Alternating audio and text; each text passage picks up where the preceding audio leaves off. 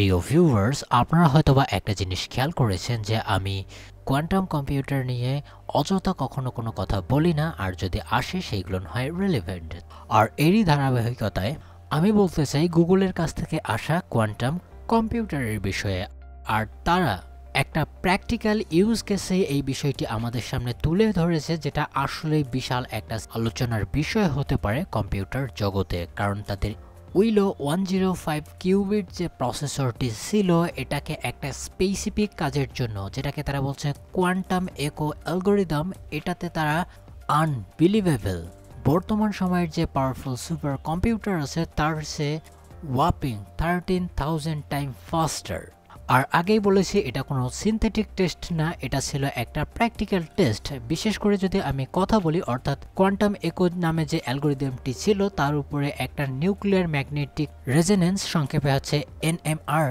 আর এটা মূলত ফিজিক্সের এমন একটা মডেল, অর্থাৎ যেমন আপনারা জনপ্রিয় এমআরআই টেকনোলজি দেখেন বা স্পেকট্রোস্কোপিক বা এই ধরনের যে টার্মগুলো শুনে থাকবেন, এটা মূলত কাজ করবে কীভাবে, পরমাণুর যে সেন্টারে থাকা ম্যাগনেটিক স্পিন করে থাকে, তো এটার অভ্যন্তরে গিয়ে এটা কীরকম বিহেভিয়ার করছে এটার আর কি পর্যবেক্ষণ করা। তো এটা একাই 13,000 গুণ একটা চিপ, সিঙ্গেল চিপস, আমি মাল্টিপল র্যাকিং পদ্ধতির কথা বলছি না, এটা সিঙ্গেলি এরকম পারফরমেন্স করেছে 13,000 গুণ। এটা আপনি চিন্তা করতে পারেন যে কত বড় একটা পাওয়ারফুল থিং সামনের দিকে ঘটতে যাচ্ছে, তাও আবার প্র্যাকটিক্যালি। আমি কোনো এখানে সিনথেটিক বা হাইপোথেটিক্যাল কোনো ক্যালকুলেশন আপনাদেরকে বলছি না, এটা করা হয়েছে, যেটা সাকসেসফুলি আপনারা দেখতেই পারছেন। আর তার সাথে আরও দেখতে পারছেন কোয়ান্টাম কম্পিউটারের সাথে সুন্দর পিসাইকে। তারপরের যে নিউজটি আসছে সেটি ইন্টেলের কাছ থেকে। আর ইন্টেলের আপকামিং নোভা লেক সিপিইউ থেকে শুরু করে আপকামিং যে সকল স্কেলেবল থেকে শুরু করে ওয়ার্ক স্টেশন বেস বা ডেটা সেন্টার গ্রেড সিপিইউগুলো হবে, এক্সপেক্ট করছে ইন্টেল যে তাদের নিজস্ব 18A নোটকে ব্যবহার করবে। আর সামনের দিকে অর্থাৎ কয়েকদিন পরেই হয়তোবা আমরা দেখতে পারবো প্যান্থার লেক সিপিইউগুলো যেগুলো এই নোটটি ব্যবহার করবে। তখনই আসলে বোঝা যাবে যে নোডের বা তাদের যে ফ্যাব্রিকেশন ফ্যাসিলিটিস তার ফিউচার কোন দিকে যায়। আর অবভিয়াসলি আমরা এটা পজিটিভলি নিব, কারণ আর একটা নিউজের যদি ইন্টেলের কথা বলি সেটা অবশ্যই আমাকে প্রভাবিত করেছে। বিষয়টি ছিল একটু আই ক্যাচি, কারণ আপকামিং আমরা জানি যে প্যান্থার লেক সিপিইউগুলো আসবে। সেক্ষেত্রে যদি আমি নিচের দিকের কথা বলি, তো সেখানে আমরা দেখতে পারি কোর আল্ট্রা 5 338H, এটার সাথে কি ধরনের আইজিপিও আসতে পারে। ওয়েল, তো দুর্ভাগ্য হলেও সত্য, আমাদের কাটা ঘায়ে আরেকটু নুনের চিটা দিয়ে নিয়ে আসতে চলেছে তারা arc B370, no B380, B370, যেখানে XG3 আর্কিটেকচারের 10টি এক্সি কোর দেখতে পাচ্ছি।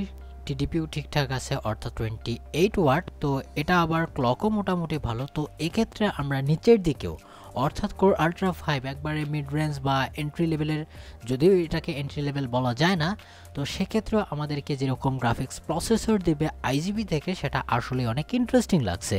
কারণ আমরা যদি AMD Radeon 880M এর কথা চিন্তা করি অথবা 9-এর কথা, 9-এর সাথে তো পারবে না, 8-এর কাছাকাছি এটার পারফরমেন্স দিতে সক্ষম হবে। এর কিছু বিষয় আমাদের সামনে চলে এসেছে। যদি আমি সিনথেটিক বেঞ্চমার্কের কথা বলি, তো সেটা আমাদের সামনে কিন্তু চলে এসেছে। আর এটা ভলকানে টেস্ট করা হয়েছে Geekbench 6.3-তে। তো এখানে হয়তো বা আপনি ডিসঅ্যাপয়েন্ট হতে পারেন যে পারফরমেন্স তো আমি এখানে কম দেখছি। ওয়েল, তো এখানে আর একটা বিষয় বুঝতে হবে। তো এখানে কিন্তু তারা প্রাধান্য দিয়েছে বেশি কোরকে, অর্থাৎ ফিজিক্যাল কোরকে, অর্থাৎ কম্পিউটিংয়ের জন্য 28 ওয়াটের একটা টিডিপি সেটাকেও কনসিডার করা হয়েছে। কিন্তু একটা ধাপ যদি বাড়াতো, অর্থাৎ 10 বাড়িয়ে B380-র মতো যদি জিপিইউ নিয়ে আসতো, তাও আবার ডেডিকেটেড জিপিইউ 20,000 টাকার নিচে, এটা আসলে মাইন্ড ব্লোয়িং হতো।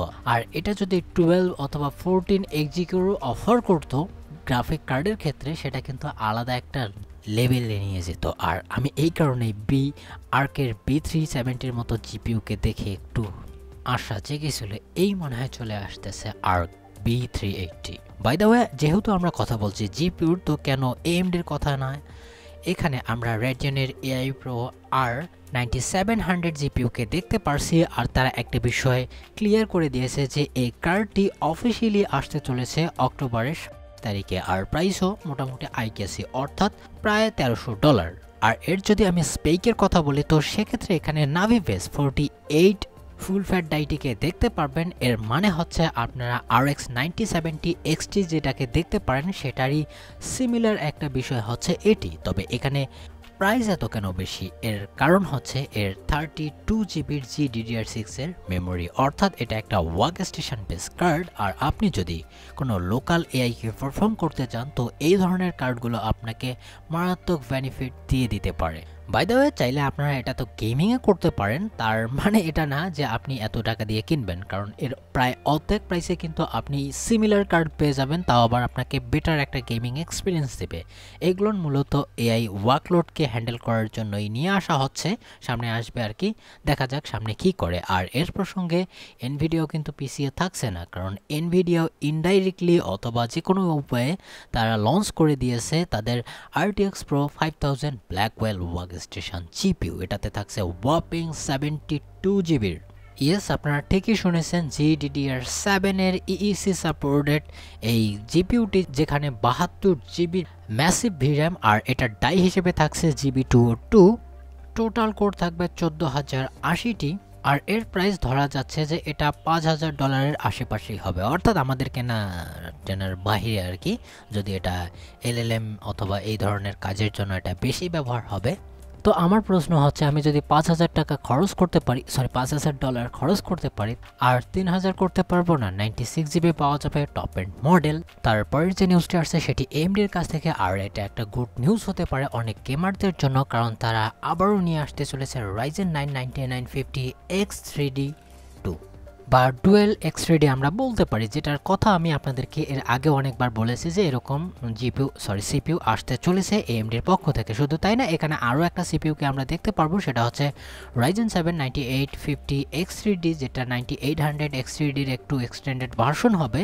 তো সেটি নিয়ে পরে আসছি। তো এখানে ডুয়েল যে ভি ক্যাশ সেটার বিষয়টা আর কি বলি। তো এর আগে আপনারা দেখেছেন যে 9950 X3D-তে একটা চিপলেটের ওপর, অর্থাৎ দুইটা চিপলেট থেকে তার মধ্যে একটাতে ছিল ভি ক্যাশ, এটা টোটাল মিলিয়ে 128 MB-র মতো ছিল। তো এবার হয়ে যাচ্ছে, মানে দুইটাতেই থাকছে আর কি। তো সেক্ষেত্রে 192, যেখানে অনেক অ্যাপ্লিকেশন এবং গেমসের ক্ষেত্রে মোটামুটি একটা বুস্ট দিতে পারে। তবে এখানে হয়তোবা 100 মেগাহার্টজ ক্লক কম থাকতে পারে, এটা বিষয় না। আর আরেকটা সিপিইউ আসছে, সেটা হচ্ছে 8 কোরেরই Gen 5 আর্কিটেকচারে 5.6 GHz-এ এটা চলে আসবে, 96 MB-র ক্যাশ। তো সেক্ষেত্রে এটা আগের বারের, অর্থাৎ আমরা যেটাকে গেমিং কিং বলে থাকি, 9800 X3D-র চেয়ে প্রায় 400 মেগাহার্টজ বেশি থাকছে ক্লক, অর্থাৎ এটার সাথে কম্পিট করা সবার পক্ষে প্রায় অসম্ভব হয়ে যাবে। তবে দেখার বিষয় এটার প্রাইসিং কীরকম হয়, যদি ভালো আর কি প্রাইসিংয়ে আসে অ্যাকর্ডিং টু লিকার, তো সেক্ষেত্রে আমরা এটাকে ভালো রেসপন্স করতে পারি। যদিও আমরা কিনতে পারবো না, তারপরেও আর কি যারা কিনবেন তাদের জন্য এটা গ্রেট সলিড অপশন হতে পারে, আর এটা AMD দিচ্ছে। তারপরে যদি কথা বলি AMD-র আরেকটা বিষয়ের উপর, এটা আরও অনেক ইন্টারেস্টিং, কারণ আমরা অনেকভাবে দেখতে পারছি যে AMD নেক্সট জেনারেশন কিছু ডেস্কটপ এপিইউ নিয়ে কাজ করার চিন্তা করছে, বিশেষ করে Ryzen 9000G সিরিজের।